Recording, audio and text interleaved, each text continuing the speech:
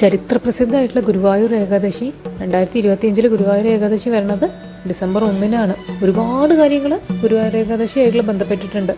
അതിലൊന്നാണ് കുറൂരമ്മയ്ക്ക് ഭഗവത് ദർശനം ലഭിച്ചത് ഗുരുവായൂർ ഏകാദശി നാളിലാണ്.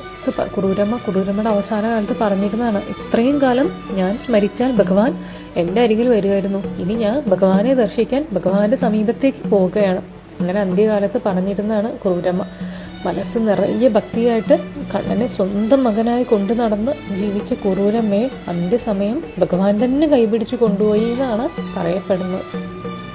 അതുപോലെ തന്നെ മേൽപ്പത്തൂർ നാരായണ ഭട്ടതിരിപ്പാട് നാരായണീയം എഴുതി തീർത്ത് ഗുരുവായൂരപ്പന് സമർപ്പിച്ചതും ഏകാദശി ദിവസത്തിലാണ്. ഗുരുവായൂരിലെ പ്രതിഷ്ഠാദിനമായിട്ടുള്ള ഏകാദശി ഭഗവാൻ ഗീതോപദേശം നടത്തിയ ദിനമായതുകൊണ്ട് ഗീതാദിനമായിട്ടും ആഘോഷിക്കപ്പെടുന്നുണ്ട്.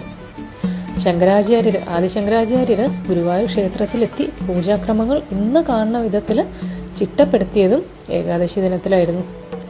ഗുരുവായൂർ ക്ഷേത്രത്തിൽ താന്ത്രിക ചടങ്ങുകളൊന്നുമില്ലാണ്ട് ഭഗവാൻ ഭക്തജനങ്ങളെ നേരിൽ കണ്ട് അനുഗ്രഹിക്കാൻ പുറത്തിറങ്ങുന്ന മഹാസുദിനം കൂടിയാണ് ഈ ഏകാദശി. അതുപോലെ തന്നെ മേൽപ്പത്തൂർ ഭട്ടതിരിപ്പാട് വില്ലുമംഗല സ്വാമിയാർ, പൂന്താനം ശ്രീശങ്കരാചാര്യര്, കുറൂരമ്മ തുടങ്ങിയവർക്ക് എല്ലാവർക്കും ഭഗവത് ദർശനം ലഭിച്ചതും ഗുരുവായൂരിലെ സമസ്ത ചരാചരങ്ങളിലും വൈഷ്ണവ ചൈതന്യം അനുഭവപ്പെടുന്നതും ഈ സുദിനത്തിലാണ്. ചെമ്പൈ വൈദ്യനാഥ ഭാഗവതർക്ക് നഷ്ടപ്പെട്ട ശബ്ദം തിരിച്ചു കിട്ടിയതും ശിഷ്യഗണങ്ങളുമായിട്ട് ഗുരുവായൂരിലെത്തി സംഗീതാരാധന നടത്തിയതും ഈ ഗുരുവായൂർ ഏകാദശി ദിനത്തിലാണ്.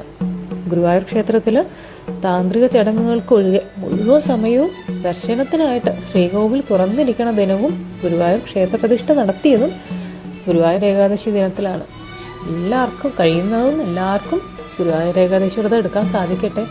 എല്ലാവരെയും ഗുരുവായൂരപ്പൻ അനുഗ്രഹിക്കട്ടെ.